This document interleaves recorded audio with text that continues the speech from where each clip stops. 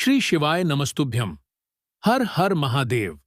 देखिए दोस्तों, जैसा कि हम सभी जानते हैं कि कल दिनांक 10 अप्रैल को गुरुवार के दिन चैत्र मास की शुक्ल पक्ष की प्रदोष तिथि का दिन है। और यह गुरुवार का दिन बहुत ही विशेष है क्योंकि यह चैत्र महीने का अंतिम गुरुवार है। और इस दिन आपको मात्र 7 चने की दाल इस प्रकार से अर्पित कर देनी है। आपके जीवन की जो बड़ी से बड़ी समस्या है, आपके जीवन की जो बड़ी से बड़ी मनोकामना है, वह महादेव की कृपा से निश्चित ही परिपूर्ण हो जाएगी। तो देखिए, आज के इस पूरे वीडियो में हम आपको गुरुवार के दिन किए जाने वाले 3 बहुत ही चमत्कारिक उपाय बताने वाले हैं। और यह तीनों ही उपाय बहुत ही सुंदर से और सरल से होने वाले हैं। देखिए दोस्तों, आज के जो यह तीनों ही उपाय हैं, पूज्य गुरुदेव पंडित प्रदीप जी मिश्रा की कथा को सुनकर के और समझ करके ही आपको समझाने का पूरा प्रयास करेंगे। लेकिन उससे पहले आप सभी से एक निवेदन है कि यदि आप हमारे इस चैनल पर पहली बार आए हैं तो चैनल को सब्सक्राइब करें और सभी शिव भक्त कमेंट में श्री शिवाय नमस्तुभ्यम या फिर हर हर महादेव जरूर लिखें। देखिए दोस्तों, आज के जो 3 उपाय हैं, इनमें से आपको पहला जो उपाय है विशेषकर 7 चने की दाल से करना है, जो आपके जीवन से जितना भी दुर्भाग्य है, दरिद्रता है, उसे समाप्त करने वाला है और साथ ही साथ आपके जीवन में सौभाग्य प्राप्ति करवाने वाला है। दूसरा जो उपाय है, आपको मात्र 7 बिंदी लगानी है। आपके घर की, आपके परिवार की जो भी समस्याएं, वह निश्चित ही समाप्त हो जाएगी।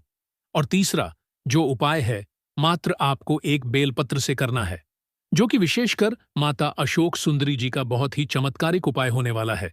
देखिए, यह उपाय आपके दुर्भाग्य को दूर करके आपकी जो फूटी से फूटी किस्मत है, उसे चमकाने वाला है। तो चलिए दोस्तों, जान लेते हैं गुरुदेव द्वारा बताए गए सबसे पहले उपाय के बारे में। देखिए, इस उपाय के लिए आपको सबसे पहले तो मात्र 7 चने की दाल लेनी होगी।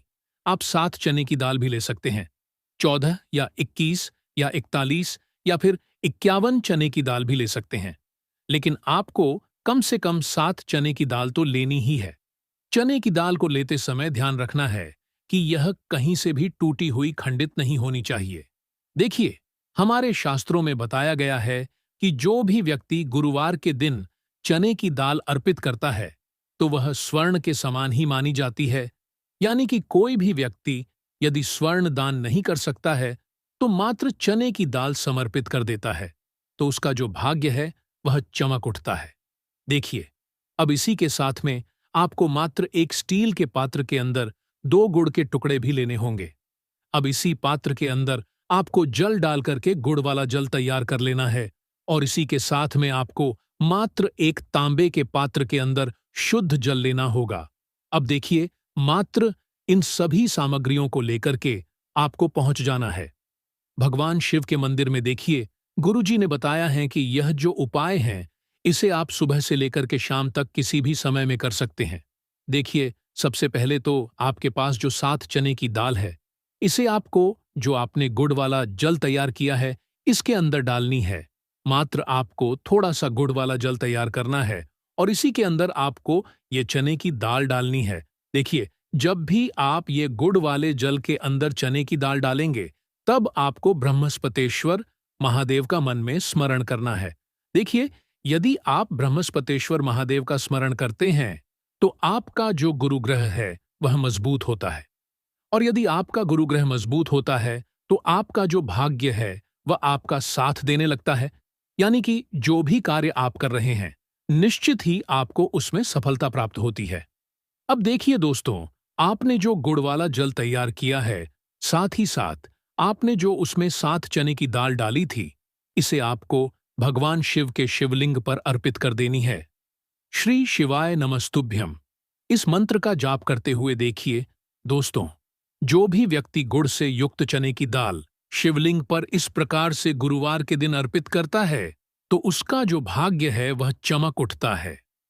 जब भी आप यह चने की दाल शिवलिंग पर अर्पित करें, तब आपको जो अपना व्यापार है, उसका मन में स्मरण करना है। या फिर जो भी कार्य आप प्रारंभ करना चाहते हैं, जिस भी कार्य में आप सफलता प्राप्त करना चाहते हैं, उसका आपको मन में स्मरण करना है।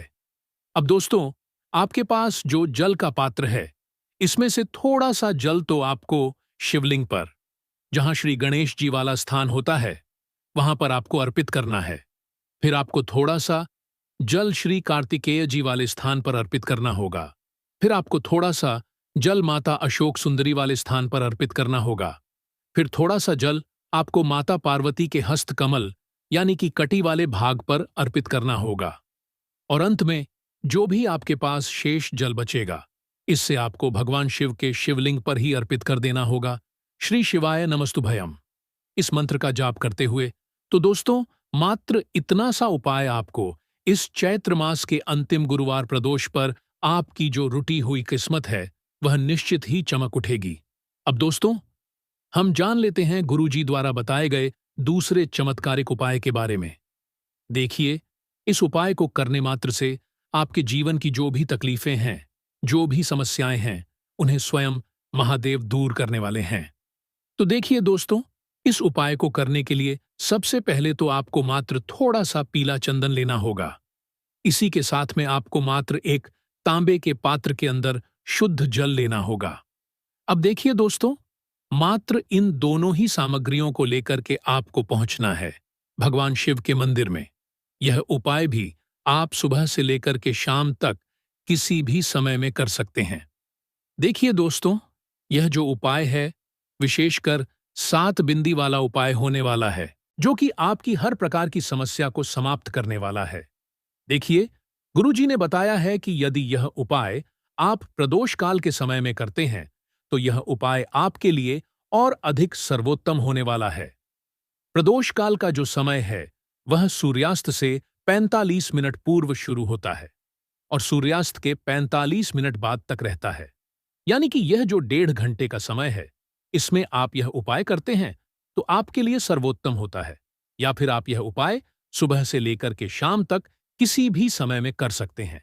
देखिए दोस्तों, सबसे पहले तो आपके पास जो चंदन है, इसे आपको अपने सीधे हाथ की चीटी उंगली के जो पास वाली उंगली होती है, अनामिका उंगली, उसमें आपको लेना होगा।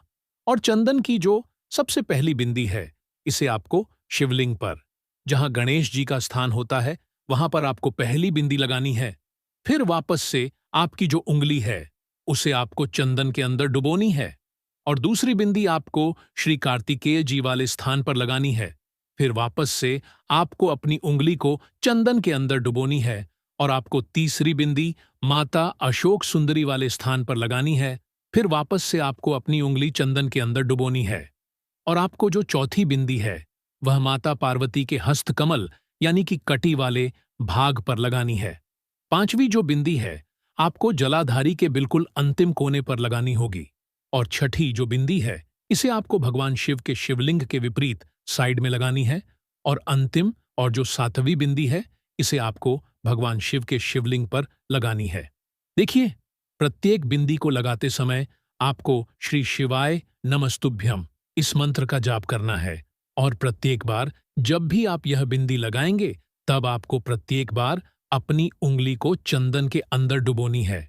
ऐसा नहीं कि आपने एक बार उंगली चंदन के अंदर डुबोली और सारी बिंदियां एक साथ लगा दी। आपको प्रत्येक बिंदी को लगाते समय प्रत्येक बार अपनी उंगली को चंदन के अंदर अवश्य डुबोनी है। इस बात का आपको विशेषकर ध्यान रखना है, नहीं तो आपको इस उपाय का कोई भी फल प्राप्त नहीं होगा।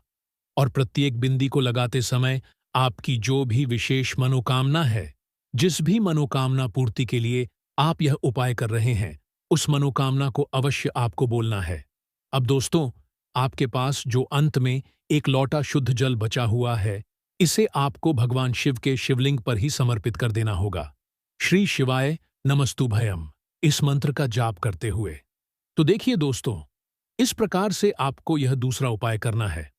अब हम जानते हैं तीसरे उपाय के बारे में। देखिए, यह उपाय भी आपकी मनोकामना की पूर्ति के लिए, साथ ही साथ जीवन के संकटों को दूर करने के लिए।